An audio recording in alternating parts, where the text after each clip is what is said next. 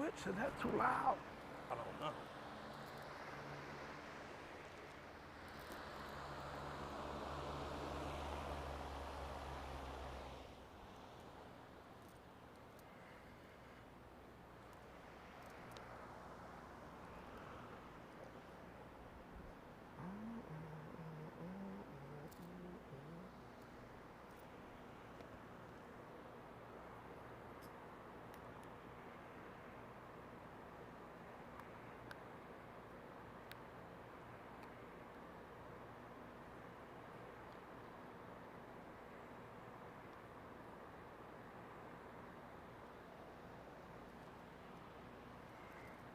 Back camera, front facing.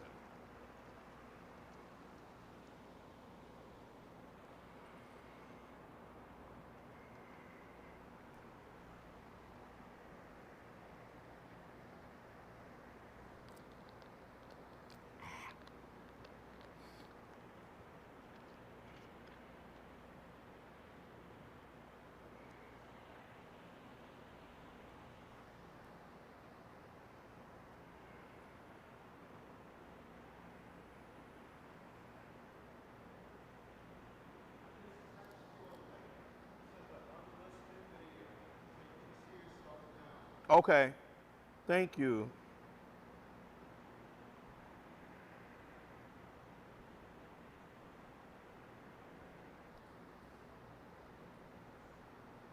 Awesome sauce.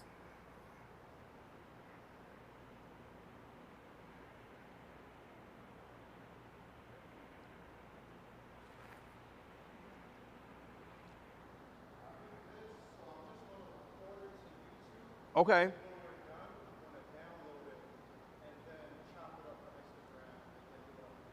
Okay.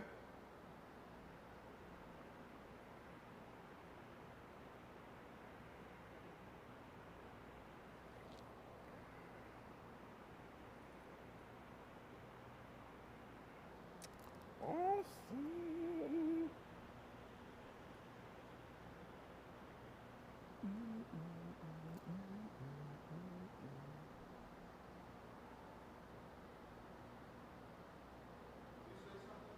Yep. Hello, hello, hello. Testing 1 2 3 4. Testing 1 2 3 4.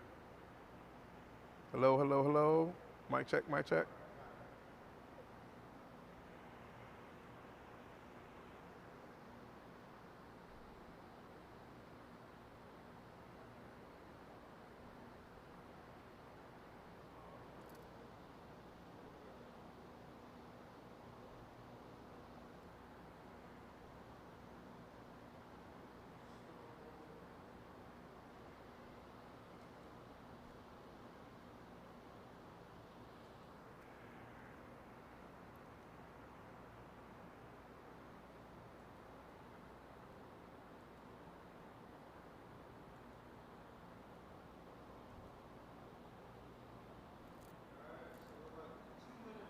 Okay.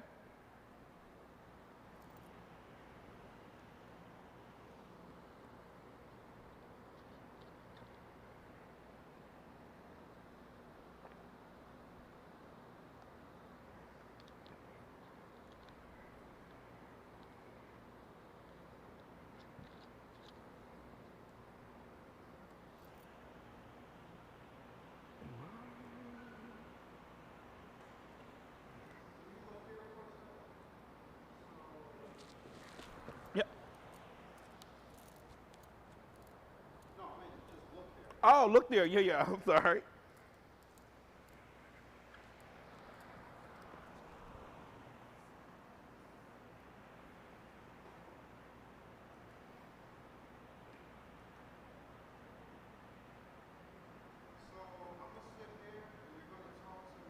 Okay.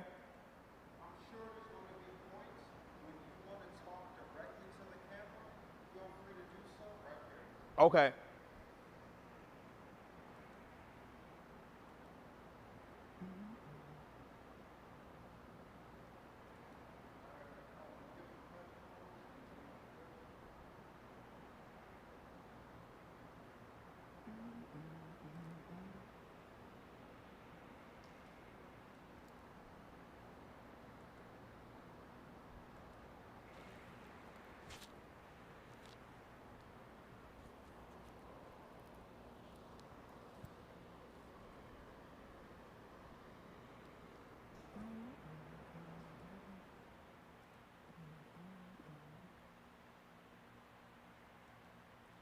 Yeah, I turned that one down. I thought maybe it would be too loud.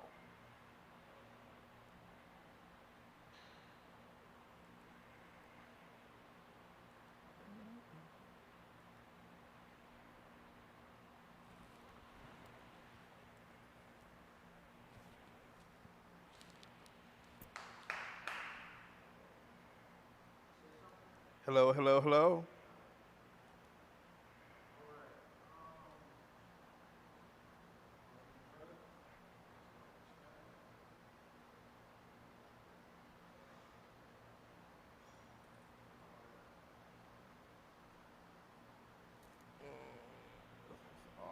Off. Okay.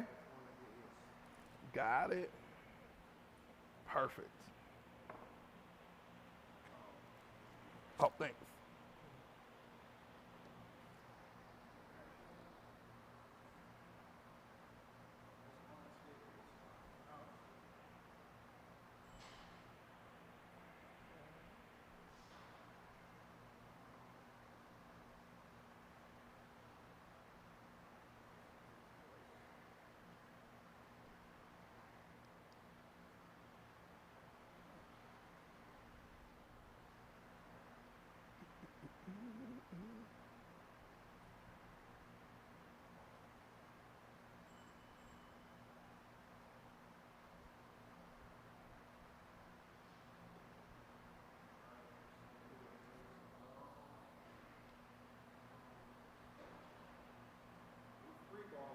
Okay, listen.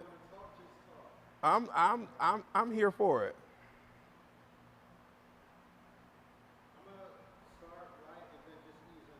Okay.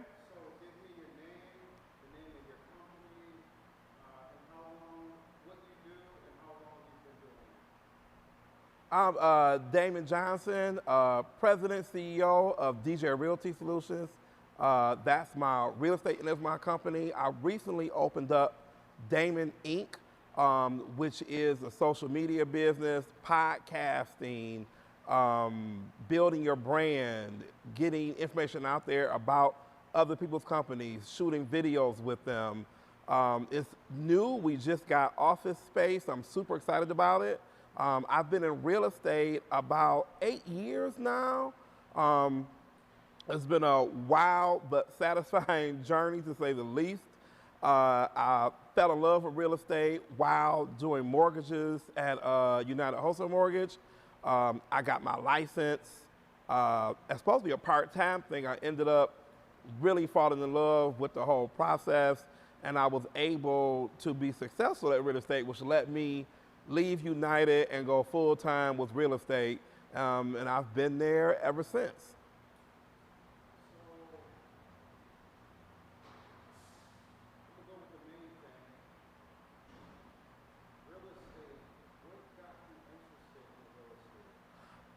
Probably knowing that.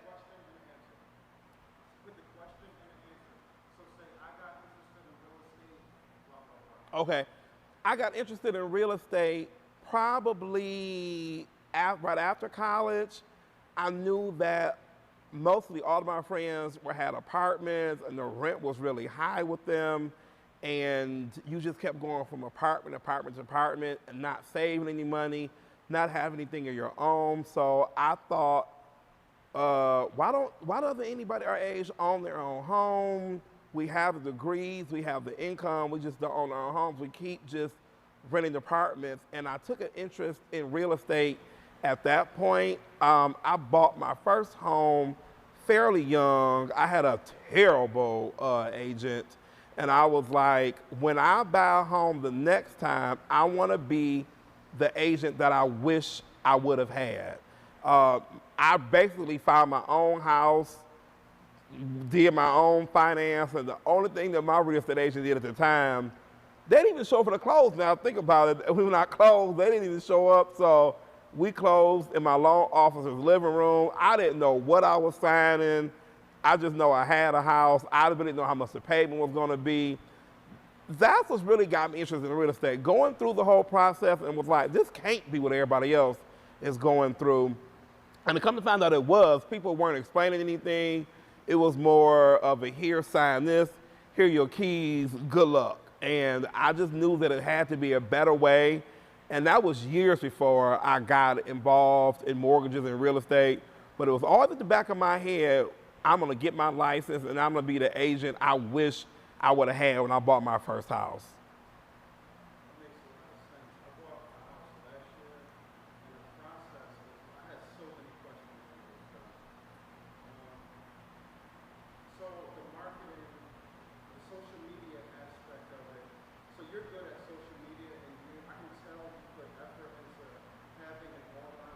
Thank you.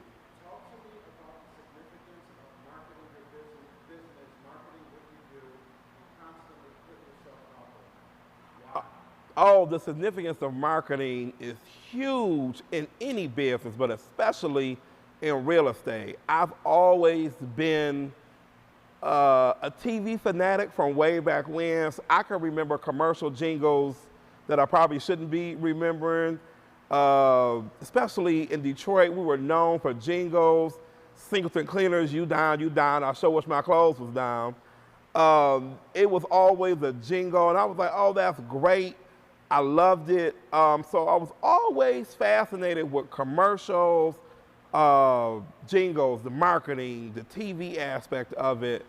And when it came to real estate, I was like, how do I make myself stand out amongst other agents who have maybe more experience than me, more clients than me? But I always felt like it's only one Damon, and I know I'm super creative. I know how to get people's attention and keep it, and at the same time, adding some value to the whole process, because it's not supposed to be a stressful process. It's supposed to be a journey, not a process where we start from point A and get to point B. The marketing is huge. Even when I didn't have a ton of clients, I went right to the social platforms to tell people what I did. Somebody told me, I don't remember who it was, does everybody know what you do? We assume that everybody knows that, oh, I do social media, or oh, I do real estate, or oh, I'm a plumber. People don't know what you do. And I use my know-how, creativity. I'm constantly researching for new ways to reinvent myself, reinvent my business, at the same time picking up clients and educating them along the way. Because what's the commercial say? An educated consumer is our best client. And that saying is so true. My clients do a lot of the referral work for me. The marketing piece is it's irreplaceable. I don't care how much money I spent on marketing, the time it involves. Having the right marketing in place will pay you over and over and over again. You can run the same ad, change it up a little bit, always have your content fresh, constantly shooting new videos, chopping those videos up, being on podcasts such as this one, Wink, doing your own podcast, promoting those podcasts. I think a lot of agents look at marketing in real estate especially as, oh, I'm gonna do a couple calls, I'm gonna send a couple flyers out, that's just gonna be, they're gonna use me because of who I am. That dinosaur is extinct. You have to be reinventing yourself. People always ask, Damon, how old are you? And I'm like, I'm in my late 40s, but I have the mind of, I'm watching He-Man and I'm watching the cereal commercial. How did they get my attention and how did they keep it? So I turn everyday marketing things into real estate commercials and real estate benefits and real estate how to sell this home. My average sale time on a home is no more than 3 days because I start marketing the home as soon as I get it. I don't wait for somebody to come buy it. I'm already selling it. So marketing, to me, is my bread and butter of my business. I think if you have a strong marketing campaign and a marketing team, I have 2 people. All you really need is a couple. You can sell anything. I could be here selling vacuum cleaners. It's all about the marketing. And as Gary Vee said, that's my person. He who is closest to the client wins. A lot of people stay in their offices talking to other people in their profession they don't hit the streets. You have to hit the streets. You have to interact with your client base to know what they want, what information they need. And it's all a part of marketing. So marketing for me is job one. Even kind of before going to get new business and checking on old business, if my marketing is in place, nothing else works for me. You mentioned Gary Vee, and Gary Vee has built a reputation and brand for being like the ultimate entrepreneur's marketing guy. Talk to me about that. You mentioned he went to VCon. He has like an inspirational, aspirational aspect to him. Just talk about that. Oh goodness, everybody doesn't know my Gary journey. I was actually working at United. My first assistant showed me one of Gary's videos, and I was like, who is this? I watched it, and it was the classic You're Gonna Die episode. And I was like, I love him. I just did a deep dive into Gary's whole aesthetic, his whole just philosophy of it's your company. Why do you want your employees working as hard as you or harder than you on your vision, your thing? Gary, to me, is the king of social media. He actually gives you action items to implement. He says, take what I'm doing, turn it into your thing. So I adapted what he said, made it work for me. One of the things that Gary recently produced is the V-Friends. I have a V-Friend shirt on. V-Friends and NFT is, imagine being in the room when Facebook was first invented. That's what NFTs really are. And I feel like I'm on the ground floor of it. We went to VCon in Minnesota, and I call it the nerd convention because it just is what it is. It's NFT, social media, business, and it was life-changing. For me anyway, it was everything. You walked in and you saw your character on the screen. Like, it's like walking into Marvel or Disney when they first got started, like, oh, this is gonna be it. I'm good friends with everybody on his team. It comes from being a stalker at first, but they turned into people who have given me advice, liked my stuff. I've been on Gary. Actually, I was on Gary's show, Tea with Gary Vee. His sister Liz is a realtor, funny coincidence, who has been on my show. That whole team, that thing has just been the gift that keeps on giving. It is work. He puts out a shit ton of content, but it's aspiring because I'm like, if he can do it and still run $1 billion business, why can't I put out as much content as I can put out and quality content and still run my business? It's such where I've never met anybody, and I've met a few famous people who shall remain unnamed, who are like, don't come over here and buy me. When you meet Gary and them, it's hugs, how can I help you, what's going on, they know my name. They say when you find your tribe, and I'm not gonna get emotional, they say when you find your tribe, you know.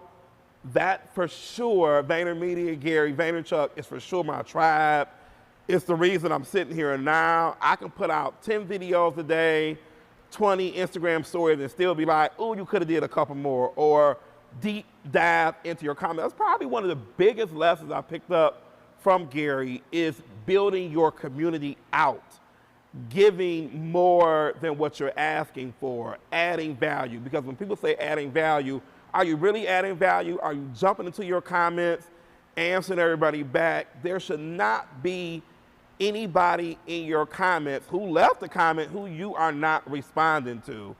I stay up late, I wake up early. The first thing I do is grab my phone. The last thing I do at night is grab my phone. I live, breathe, and die social. I'll probably be my phone at my funeral. Like, wait a minute, did y'all get the best shot of this casket? But VCon, I was able to get into because when you buy your NFT, it's the when you buy a V-Friend, you get free entry for 3 years to the conference.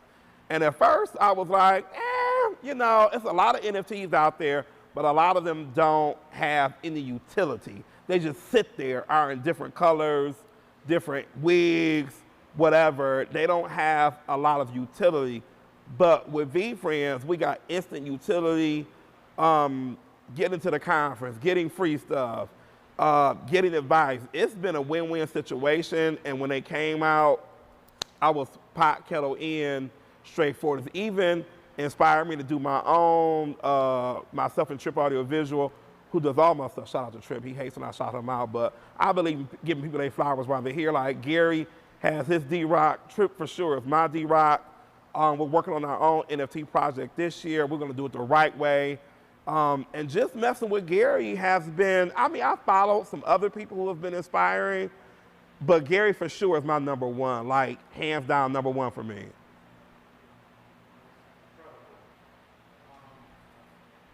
know my next question, but I want to ask you this. You're the first person I've worked with who has their own team video person. Talk to me about the significance and importance of building a team. The significance and importance of building a team. It's everything. It allows you to do you. And what I mean by that, it allows me to run the business. You can't run the business holding your phone like, oh, watch me do this meeting, or watch me do this, or I'm gonna do that. Having my team, my videographer, has opened so many doors. When we go places, people get out the way. And I mean in a good way. They're like, who is that? It builds an instant buzz. It lets me see what's being recorded. It gives me so much more content than I had before, and great quality content, and it's consistent. The team is everything. I actually am looking for more team members because it lets you bring in the money at the same time and pay them. It only makes you better. I tell people who are scared to build a team, it's the best thing I could have done. The content, the creativity that they bring, not being on the island by yourself, because you have to have somebody to brainstorm with, to shoot ideas with, to know what's coming on. What are you seeing that's trending? What do you think we need to be doing? When we do our pre-production meetings, we kind of have an unspoken thing. We can go boom, boom, boom, boom, boom, and be done in 10, 20 minutes. Whereas before, I got a page long full of ideas, and you think everything works, but 20 of them aren't going to make any sense because it's a time thing, it's a location thing, it's a budget thing. But when you have a team to bounce ideas off and to get their input and ideas has been priceless for me. What my team has done for me, I would wish I would have had it from day one.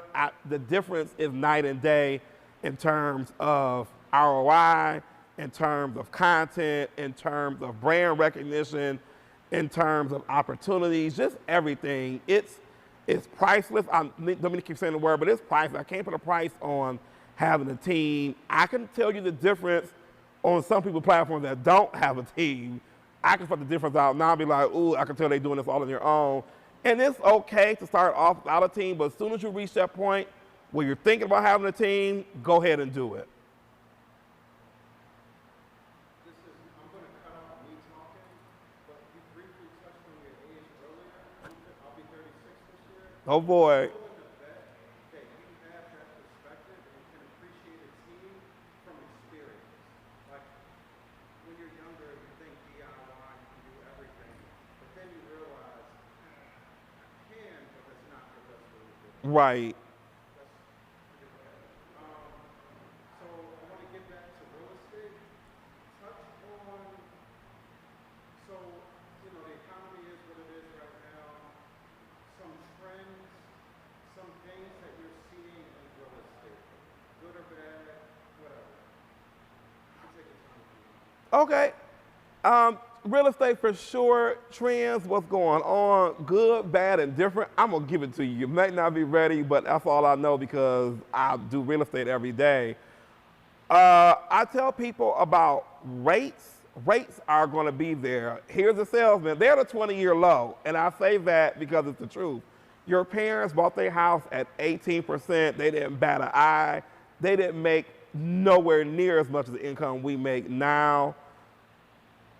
You have to only buy what you can afford. And I think that applies to anything. We are so in competition with the Joneses, and you don't know that the Joneses are really renting that house. They don't even own it, which is fine.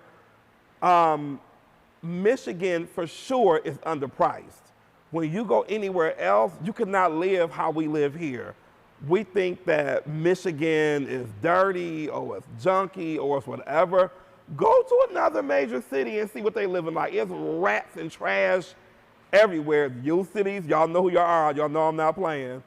The neighborhoods here, this space that we're in, this great warehouse, oh, you looking at easy $10 million. If this was downtown, if it was Soho or Village, anywhere, this is a $10 million warehouse. Don't know what you paid for it here, but you for sure couldn't get it anywhere in any other major city. I think the problem with people in real estate in our area is we want the house that we grew up in, and that's okay, but at the same time, we want the Hellcat. We want to fly to Jamaica every week. We want, I got Cartiers, but it's okay. We want the glasses, we want the jewelry, we want the mink coat, and you don't know your mama had that raincoat on for 10 years for a reason because she wanted to keep her damn house. So you have to balance your budget with what you have. You can't stretch yourself too thin. I always tell my clients, I want you to enjoy the house. I don't want you to have the house and can't get to Target. I don't want you to get this huge house and the lights are cut off next week, or you're losing it to taxes. There are still so many great neighborhoods in Detroit, in the surrounding metro area, that you can get for under $200,000 that you can't get anywhere else. A lot of our homes are bungalow brick ranches with yard. You try going to Ohio and getting even what we have here, or try going east, or don't even talk about east. Try going to the East Coast and get what we have here. I think our problem is that we don't value what we have, and we also don't take care of it. Now, I don't know how real I can get. Do you know the same people who built Birmingham, built Detroit? Y'all know that, right? Ride through a residential neighborhood, not downtown Birmingham, ride through a residential street. I sold one to a client. He moved to Birmingham. I said, this is the same thing. It looked like Detroit. Just the yards were kept up. There was like no junk in the yard. There were no abandoned cars. The people in the neighborhoods aren't scared to call the police. They aren't scared to rake their neighbor's grass. They aren't like, oh, what's going on? They take care of their neighborhoods, hence they keep their property value. But all the houses in Michigan are the same. The neighborhoods from Pontiac to Southwest Detroit were built by the same companies, 40s, 50s, and 60s. There aren't a ton of new construction homes in throughout Oakland, Wayne, Macomb, Livingston County. The same builders built these homes. It's just how the neighbors have kept them up. You could not have all these closed schools in Birmingham like you do Detroit. They would be like, open that school back up. They would march on the city to be like, why is this school closed? Why is this community center closed? Where sometimes in an urban neighborhood, we'll lay down and take it. Whereas other suburb neighborhoods, they aren't. And the funny part about it, they're smaller than us. They have a smaller population, small city council, 2 and 3 and 4 schools. And I'm like, well, what are they doing that we aren't doing? So I take that challenge on with my clients to be like, hey, when I sell you this house, I want you to introduce yourself to the neighbor across the street, the left and the right neighbor, and the neighbor behind you. It's more quality neighbors in the neighborhood than it is people who tear up neighborhoods. But it's up to us to remember our voice, to remember you pay taxes here, you pay a mortgage here. Keep your neighborhood how you want it to be kept, and you'll never have to move again. It'll be your forever home. So I'm sorry, I get passionate about it, But I tell people, you don't have to move to the burbs. Make 8 Mile your burb. Make the west side your burb. Make the east side your burb. It's the same houses. When you go, it's the same house that when you grew up in. It's just a different neighborhood. So why not take care of the neighborhood that you're in now, and it's less money. So I love real estate, and I try to do education at the same time with my clients. Like, you don't have to move to Timbuktu, and this house around the corner is 150. Get that 150 house and make it a 250 house. So I want to ask you, so Take Detroit, our main company, we highlight small businesses around the city on social media. So I'm going to ask you, what are some of your favorite small businesses, restaurants, retail businesses, etc., around Southeast Michigan? Well, she'll kill me if I don't put the Kitchen by Cooking with Q as my sister's restaurant. She will, of course, not be happy. And I saw Midtown when they first announced, like, what is Midtown? I was like, oh, it's right here. So got to give shout out to the kitchen. The juice bar, Juicing with Jay's business, is phenomenal. Same thing with Jay. She took that building and turned it into, I was like, this is out of sight. I love what they're doing on Livernois. The 313 store is not far from my office in Ferndale. That whole Bucharest, the 313, that whole thing right there is phenomenal. Oh God, I'm forgetting some people. Of course, Young Village across the street. That whole Midtown section right there, y'all did that. Like, that's growing up. I'm from Piney Gap, but growing up, you went to Detroit, you went straight through the wood where you did not stop. You just kept going. But now to see that influx of people stopping in the neighborhoods is great. I think it's fantastic.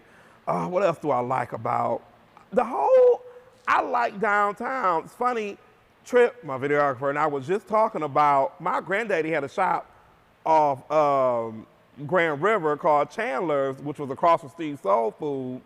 And it was so funny. I drove down here as a teenager, and this probably wasn't the best neighborhood, but I didn't know any better because it was my granddaddy's barbershop. But to see those businesses still being there and flourishing is great. But I think what you pointed out is that the newer businesses, and I don't call them small businesses, I call them businesses, they are embracing social media to get the word out about them, because word of mouth is the same, but it's changed. Word of mouth now is the cell phone. Your cell phone, like Gary says, is the TV. You have to be on social media to get the word out about your business. Detroit, I think, finally embraced, I won't say smaller, other levels of businesses. It wasn't just all about huge corporations. It was about the mom and pop shops being given the same opportunities as other businesses, because those type of businesses are your lifeblood of your city. When you go to other cities, and I've traveled around, I love the Midwest. We were just in Madison, Wisconsin. There were no chain restaurants near downtown. And the part of their downtown we were in was right across from their state capital. There was not a Starbucks, there were no like chain restaurants. We went into a restaurant, you could tell somebody owned it. It was just so nice. And you see that here, it's very refreshing. Nothing against the chain restaurants and the chain stores, but I would rather support local always, because those dollars stay within your city, they stay within your county to rebuild that financial base, because everything comes down to dollars and cents. If you don't have any dollars and cents behind your voice won't be heard. Oh, shout out to Time Will Tell. Nice bar on Woodward. I didn't know it was there. We looked and was like, what is this? Walked in, it was so nice. The level of service that I got there was fantastic. I'm a foodie, as you can tell. But I'm a sucker for good service. I love to tip and tip over.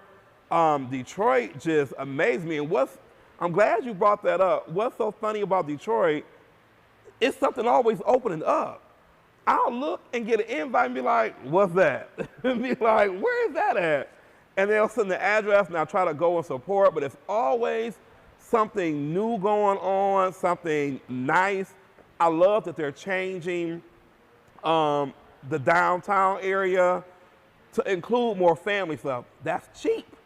Everybody doesn't have $100 to go ride a bike or go do whatever, so they're opening up things downtown where you could take your whole family to and spend the day down there and not spend a fortune, which is huge. So then you could just take a 10, 15-minute car ride, go hang out, play, eat, go back home, and not have to spend a ton of money and spend a ton of money on gas. Because gas, right, as we know, is a little bit expensive. But I love it about Detroit, and I often watch the news to see what is coming up this weekend. Like, oh, that's happening, I didn't even know, or that's opening up.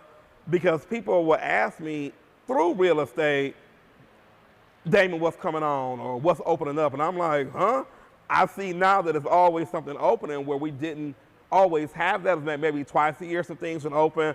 But now it's like every weekend something is opening, and what I love is that the businesses aren't in competition. They're doing more of a collaborative thing where they're like, hey, I sell food, I sell shirts, let's do a pop-up together. So I absolutely love that about Detroit, Midtown, and even the surrounding small cities. I'm gonna wrap up. I want you to, before I wrap up, let people know where else they can find you, what else you're involved in. Leave us with that. Okay, you can find me in a number of places. I'm on every social media platform, to my detriment sometimes, but it's okay. DJ Realty Solutions on every platform. I also use Damon Johnson on every platform. I recently opened up my own studio. Not like this. This is inspirational, aspirational today. I'm on, where am I at? 22750 Woodward Avenue. I'm in Suite 210. It's called Damon Inc. I have my website up soon for that. Some things that I'm involved in, always trying to give back and make sure that my dollars go exactly where it's supposed to go. I donate local. I'm working on my NFT project. I'm working on building out my podcast to have more people on, broader range of topics. Just trying to grow my brand and grow other people's brands at the same time in a quality manner. So that way, when you think of me, you'll smile. You'll be like, oh, hey, I know him. I met him, and he was just like he is on camera. I love social. If anybody is on social, you're not following me, do me a favor, follow me. I'll follow right back. I'm always down for collaboration, co-host, an interview, an article, a blog, a vlog, you name it, I'll do it. No project's too big, no project's too small. That's that Father and Son commercial. See, I love it. I'm here for the people because my audience, my community have got me to this point.